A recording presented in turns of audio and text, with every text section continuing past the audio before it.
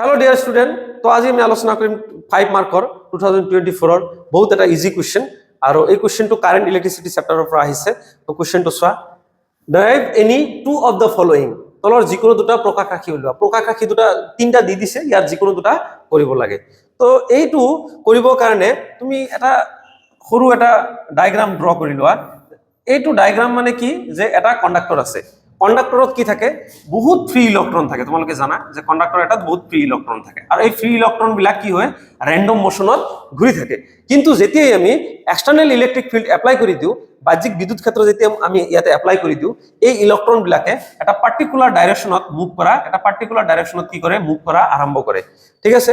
আৰু যেটো ভেলোসিটিত মুভ কৰা আৰম্ভ কৰে হেতু কয় ড্ৰিফট ভেলোসিটি ঠিক আছে অপবা বেগ বুলি কোৱা হয় তো এইটো কনসেপ্টৰ পৰা স্টাৰ্ট কৰিব লাগিব সো ইলেক্ট্ৰন যেতিয়া মুভ কৰা আৰম্ভ কৰিব তেতিয়া এই ইলেক্ট্ৰনটো এটা ফোৰ্স ফিল কৰিব ফোৰ্স কিমান ফিল কৰিব ইলেক্ট্ৰিক ফিল্ড আমি কি ইয়াতে সেটআপ কৰিছো ইলেক্ট্ৰিক ফিল্ড ই ইলেক্ট্ৰন বিলাকে যেটো ফোৰ্স ফিল কৰিব সেই ফোর্সটো হ'ব F = E E ঠিক আছে তো এনেকে লিখিব পাৰা each electron experienced force is given by F = E E তো এটুক তুমি অসমীয়াটো লিখিব পাৰা কেনেকৈ হ'ব যে পৰিবাহিত থকা প্ৰতিটো ইলেক্ট্ৰনে অনুভৱ কৰা বল কিমান হ'ব ইমানখিনি হ'ব আচ্ছা অ্যাক্সিলারেশন কিমান হ'ব ত্বরণ কিমান হ'ব A = F/m তো A = F এর ভ্যালু কিমান পালা E / m আচ্ছা ড্রিফট ভেলোসিটি কিমান হ'ব এতিয়া ড্রিফট ভেলোসিটিৰ ফৰ্মুলা কি জানা ড্ৰিফট ভেলোসিটি অসমীয়াত কোৱা হয় অপবাবেগ ড্রিফট ভেলোসিটি v(d) = কিমান হ'ব a tau means টাইমৰ কথা কৈছে তো a means a টু কি আছে এৰ ভ্যালু কিমান আছে e / m আৰু এইফালে tau কৈছে আচ্ছা এতিয়া চোৱা এইখিনি লৈ তো আমি পাই গৈছো ইয়াৰ পিছত আমি আহিব লাগিব রিলেশন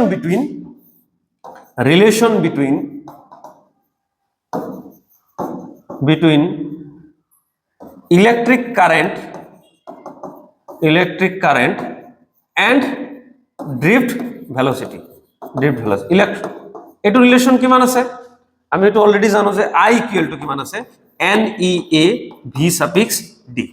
ঠিক আছে তো এটো যদি এই ইফালে লৈ আহো I/A = NE v(d) I/A means কি হয় কারেন্ট ডেনসিটি J হয় J মানে হল কারেন্ট ডেনসিটি তো J = হ'ব NE v(d) এই কারেন্ট ডেনসিটিটো পাই গলো তো J = হ'ব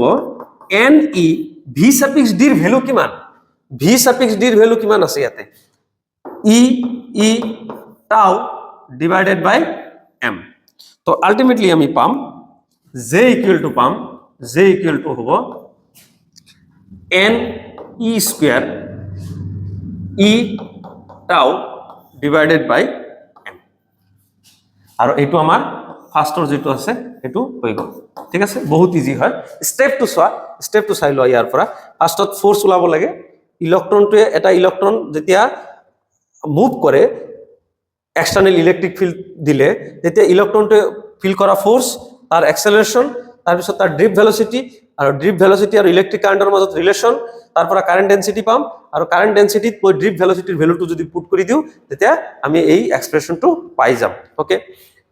সেকেন্ড পয়েন্টত কি কৈছে যে সিগমা = NE² tau/m এতিয়া আমি চাব লাগিব যে এটো আমি সিগমাটো কৰ পৰা আহিছে আমি এইখিনি চাব লাগিব তো মই এটো লিখি লৈছো sigma = NE² tau/m we know that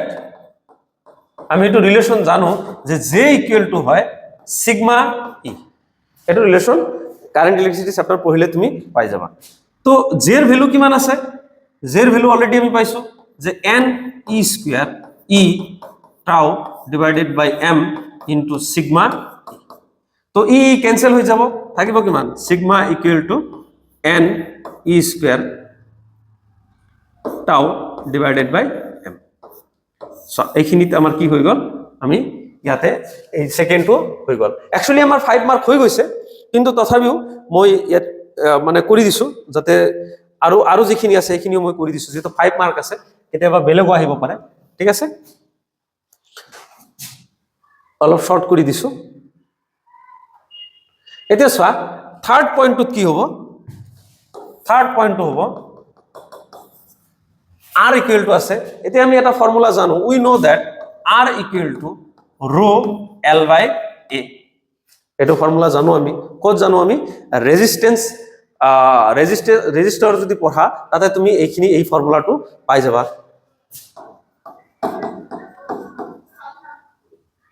again rho equal to hall reciprocal of conductivity তো reciprocal of conductivity টোৰ ভ্যালু কিমান এটো হল সিগমা হল 1 by sigma তো rho equal to 1 by sigma value কিমান আছে sigma value hall n e square tau by m ঠিক আছে তো rho equal to কিমান হ'ব m n e square tau ঠিক আছে এতিয়া তুমি আৰু যদি আৰু তুমি